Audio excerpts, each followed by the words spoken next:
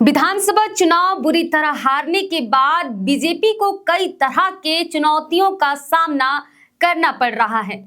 एक तो पार्टी में भीतरघात पहले से ही शुरू हो चुकी है, तो वहीं पार्टी के बड़े नेताओं का चुनाव हारना पार्टी को और सदमे में डाल दिया है।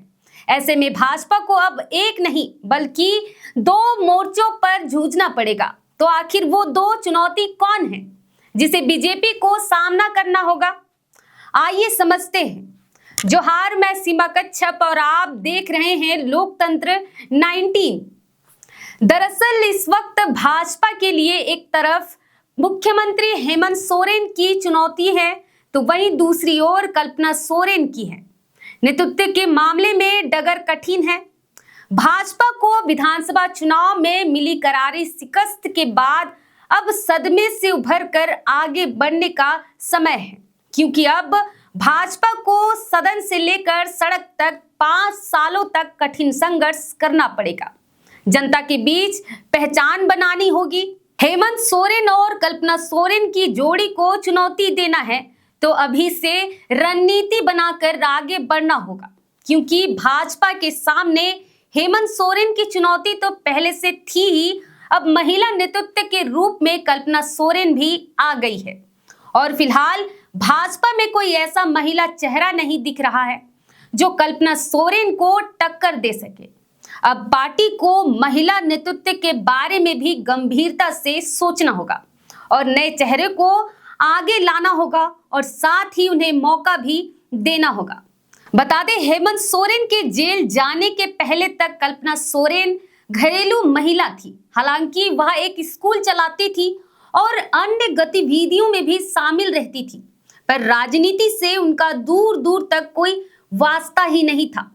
हेमंत सोरेन के जेल जाने के बाद कल्पना सोरेन ने राजनीति में कदम रखा तो फिर पीछे मुड़कर कभी नहीं देखा। अपनी बहुमुखी प्रतिभा और मेहनत के बल पर आगे बढ़ती चली गई। ईडी द्वारा अगर मनी लॉन्ड्रिंग और जमीन घोटाले में हेमंत सोरेन को गिरफ्तारी नहीं किया गया होता तो शायद कल्पना सोरेन जो है राजनीति में कभी नहीं आती। हेमंत की गिरफ्तारी उनके जीवन का टर्निंग पॉइंट साबित हुआ। कल्पना सोरेन ने कम समय में ही राजनीति में अपनी पहचान जो है बना ली है। पहले लोकसभा और फिर विधानसभा चुनाव में अपनी सफलता का झंडा गाड़ दिया है। इस दौरान गांडे में 2 बार विधायक का चुनाव भी जीता है। विधानसभा चुनाव में इंडिया गठबंधन के लिए जो है स्टार प्रचारक तक बन गई थी। अकेले 100 से अधिक सभाएं की और चुनाव से पहले मैया सम्मान यात्रा निकालकर सभी विधानसभा क्षेत्रों में गई। सरकार के पक्ष में माहौल बनाया, यहाँ तक कि उनकी सभाओं में भी भीड़ भी उमड़ती रही है। महिलाओं और युवाओं को आकर्षित किया और सारी भीड़ को वोट में भी बदली है। इसलिए ये कहना भी गलत नहीं है कि इंडिया गठबंधन की शानदार जीत में कल्पना सोरेन की अहम भूमिका रही है। उनकी एक खासियत यह भी है कि वह 3-4 भाषाएं बोलती है। क्षेत्रीय भाषा और पहचान के अनुसार लोगों के बीच जाकर लोगों से बात भी करती है। भीड़ को कैसे अपनी ओर आकर्षित करना है वह बखूबी जानती है। भाजपा के लिए अब कल्पना सोरेन बड़ी चुनौती बन चुकी है और फिलहाल बात करें तो भाजपा में कोई ऐसा चेहरा नहीं है जो कल्पना सोरेन को इस वक्त टक्कर दे सके।